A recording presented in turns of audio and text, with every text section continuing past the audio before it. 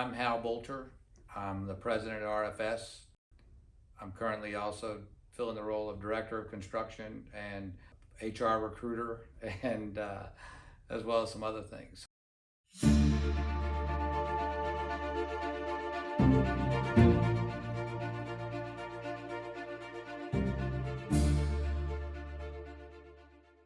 So how we became in existence is my business partner and our CEO, Ron Woolheit. He had another company that did this, and their largest customer was Blockbuster. And if you're over 40, you probably remember Blockbuster. So very similar to the COVID experience, he had to start over again. So he did it in essence in 2004. He pivoted, reincorporated as a specialty company. What he found was the restaurant spaces, particularly the back of the house where they do the cooking and the prep, is much more complicated than a retail space. And he took his best people and started over again in this, and that's when RFS became.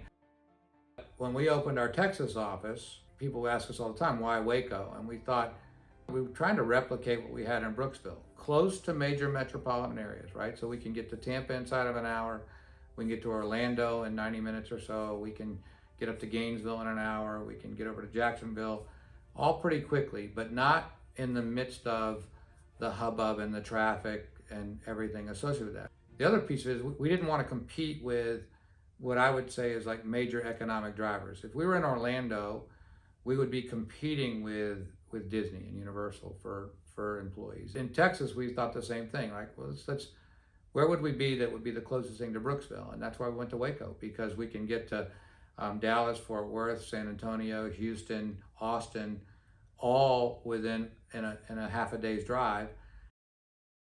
For 17 years, we were a specialty facilities contractor that served our clients, the facility managers for major restaurant chains around the country, by fixing their most complicated problems. So think car versus building, or something drastic has happened in the back of the kitchen, fires, floods, those kind of things. And we built a very, very strong niche business with several strong repeat clients over the years. When COVID hit and the government shut down all the restaurants in the country, we not only were our clients worried about what they were going to do, we were very concerned because we served that industry almost exclusively. So our team kind of met and said, what are we going to do? What are some things that we didn't do in the past, or we said no to, or our customers said no to us?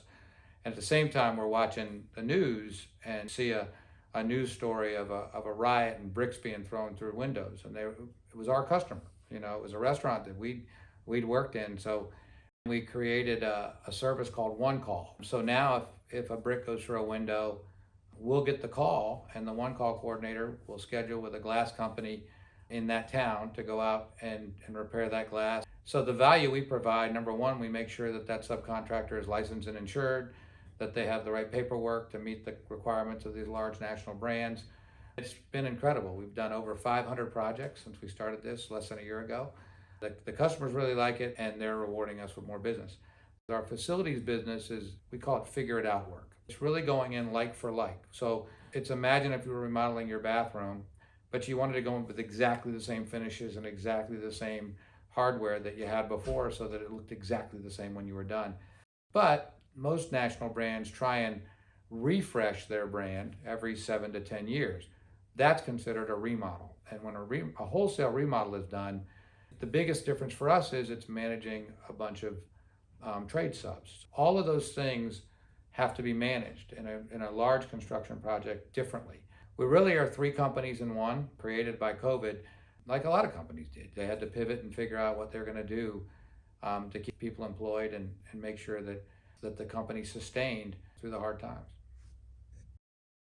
I have a tremendous amount of empathy for our team, because they feel like they're shoveling into the tide. The work is just not stopping, and we're thrilled. We're thankful that our customers are back. We're thankful that people are eating in restaurants. We're thankful that they're doing work. But I'm also very, very thankful for our team and the work that they put into this.